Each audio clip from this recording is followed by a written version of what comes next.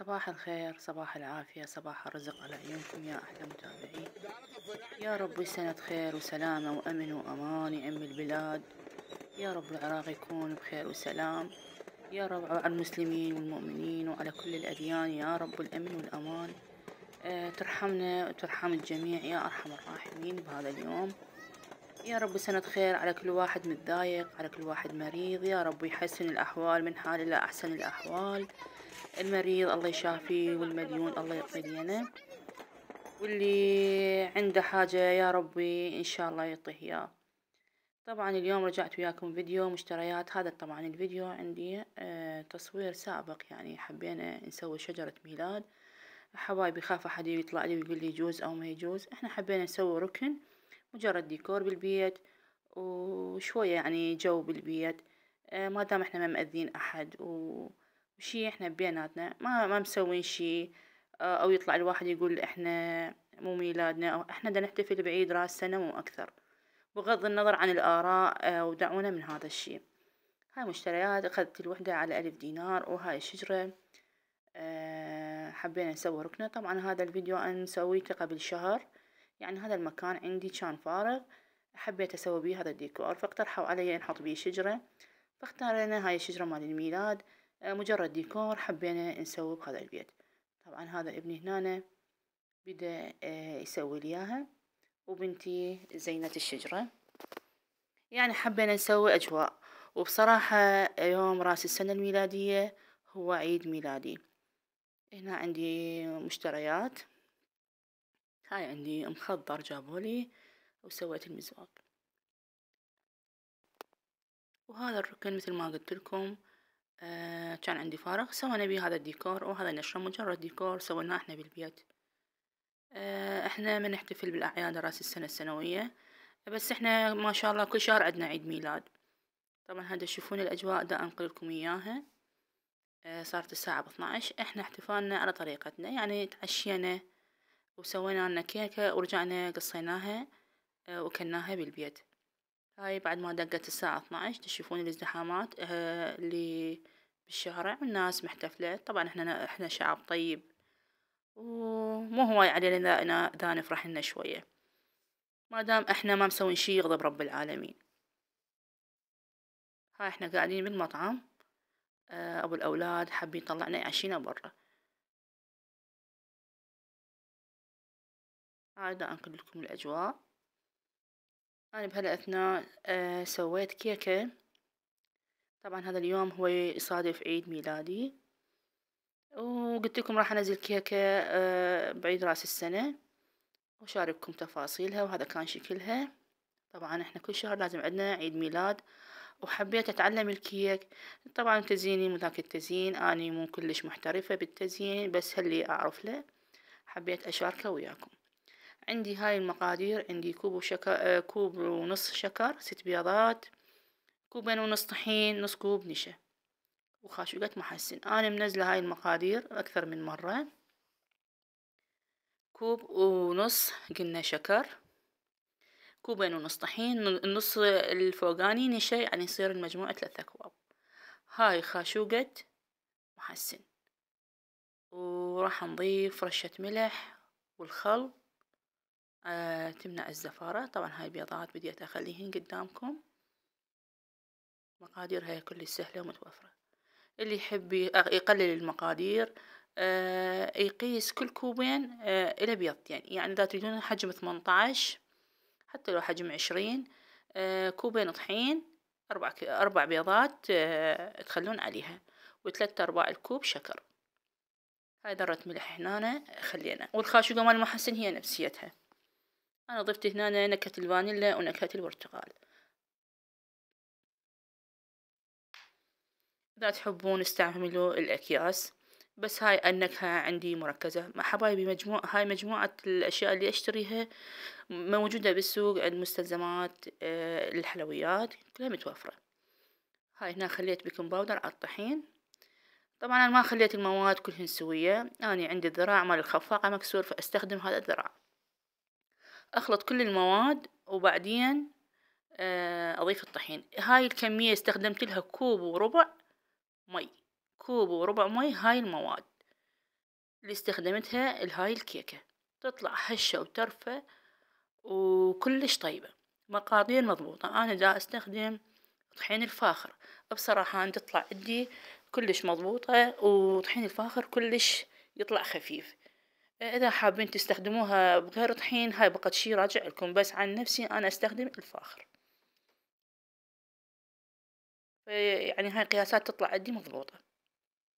ها بديت أضيف الطحين، تشوفون الكمية شلون نعرف المحسن إنه هو زين. تبدي المواد تتضاعف وترتفع. ها بديت أضيف الطحين بعد ما جانست المواد كليتها عندي. طريقة سهلة وكلش بسيطة. ضفت الطحين، راح أنزل المقادير هاي الكيكة بصندوق الوصف إن شاء الله.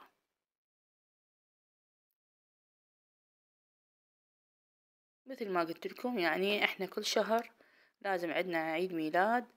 يعني ما شاء الله أنا جايبتهم بالسرة، شهر ورا شهر لازم. إحنا ما نسوي عيد ميلاد يعني مثل ما نقول حفلة وكذا، لا إحنا بيناتنا العائلة فقط، بيناتنا. هاي درتها بهذا عندي جدرية. طبعا هاي الجدرية الفافون كلش يفيدن بالشوي. اللي ما عندها قالب تستخدم هذني. أني ذني ما أستخدمهن، فقالتهن أشو بهن الكيك. هذا قياس القدرة يطلع عندي 28، قياس 28. وهاي بعد ما شويتها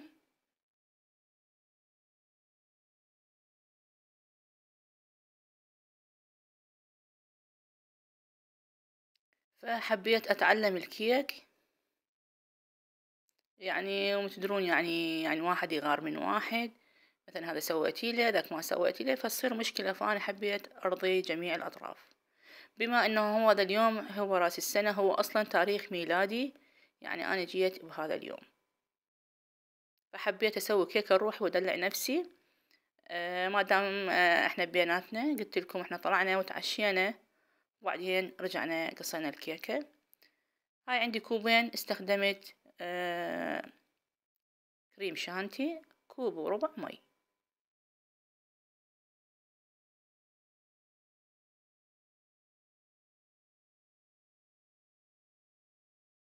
يا رب بهاي الأيام المفترجة يا إلهي سنة خير على الجميع إن شاء الله.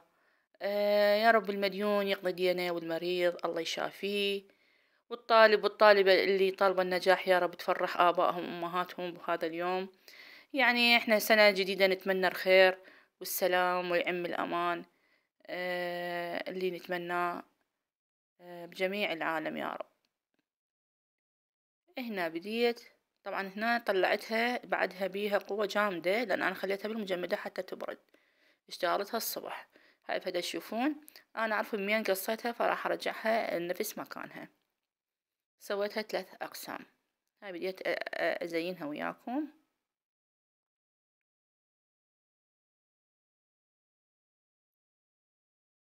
طبعا هنا خليت قبل لا أخلي الفورمة خليتها بكيس حلواني، كيس الكريمة. طبعا هذا ابني واقف يمي هنا تشوفوه، هذا هنا دا ياخذ كريم. وخليتها بهذا الكيس.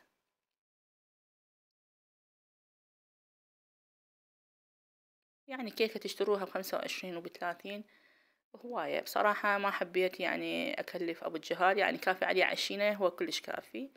والكيكة أنا أسويها حتى لو هي هم صارت فترة عيد سنة جديد، وبنفس الوقت هو يوم ميلادي. طبعا احنا بهذا الشهر عندنا 2 يعني أعياد ميلاد. بنتي قبل 4 أيام كان عيد ميلادها وأنا وراها، فقلت لكم حبيت أسوي الكيك أسويه بالبيت، لأن إحنا 8 نفرات ودائما أسوي لكل واحد كيكته. يعني لازم، يعني إحنا ما نقدر دائما نسوي الواحد حتى ما يزعل علينا واحد من عندهم، أسوي لهم حتى أرضيهم، وبنفس الوقت أسوي لهم أجواء شوية أفرحهم. هاي القشرة الفوق ما أحتاجها، مثل ما تشوفون وخرتها. أنا ما سقيت الكيكة، هي ما يحتاج، بس عندي شعب شوية. الشعب خليته على الوجه وسقيت بس الفوق لأن هي هشة، وبديت أزينها بشكل بسيط. قلت لكم أني مو محترفة بالتزيين، مجرد يعني يعني أشكلها تشكيل بسيط وأفرح العائلة بيها. احنا عائلتنا من عشاق الكيك ويحبون الكيك، فلا تقول وحداني ما أعرف وما أعرف أسويها، لا كل شي تعرفون، حتى لو هذا الكيك العادي تقدرين تسوينه وتقدرين تزينينها بالكريمة.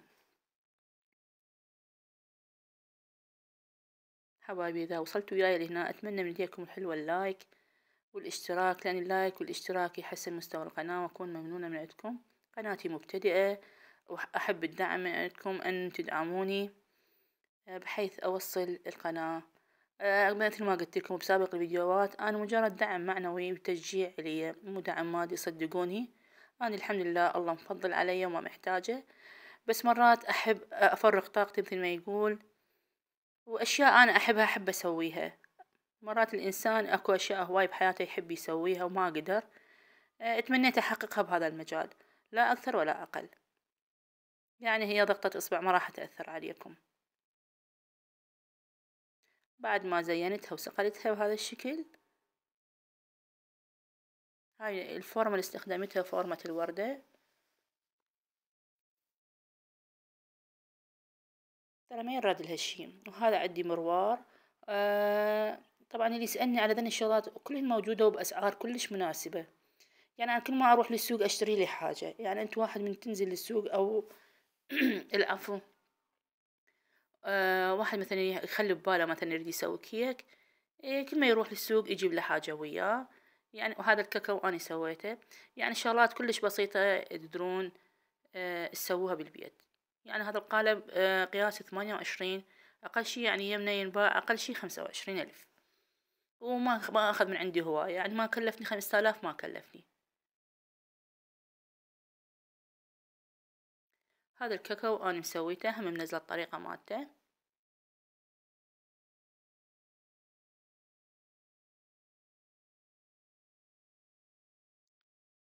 اعذروني على التزيين، أنا هذا اللي أعرفه، قلت لكم أنا مو محترفة بالتزيين، يعني أشتغل بالإمكانيات اللي عندي، مو اختصاصي كيك، بس حبيت أشارك وياكم. هاي عندي مبروش ملون، رشيت عليها من الجهتين. وهاي عندي مال ميلاد. طبعا ذني ما يعني يبقى عندي ما أذبهن. ذني شغلات همات هي رخيصة، الباكيت مالتين بألف، يعني تزيين كلش بسيط. وهذا كان شكلها النهائي. أتمنى يعجبكم.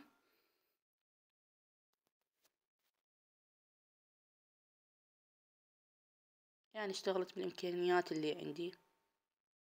وهذا كان شكلها، وتقاسمناها ويا الأهل. وهاي الركن اللي سويناه، اللي قلت لكم حبيت أسويه مجرد ديكور، لا أكثر ولا أقل.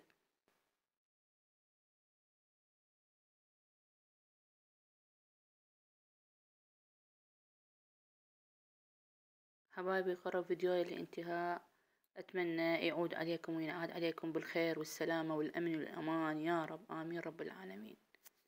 وإن شاء الله سنة الجاية لا فاقدين ولا مفقودين، وأحبابنا قدام عيوننا. وهذا كان فيديونا اليوم، أتمنى يعجبكم. وبنهاية الفيديو أقولكم مع السلامة وأترككم في حفظ الرحمن. مع السلامة.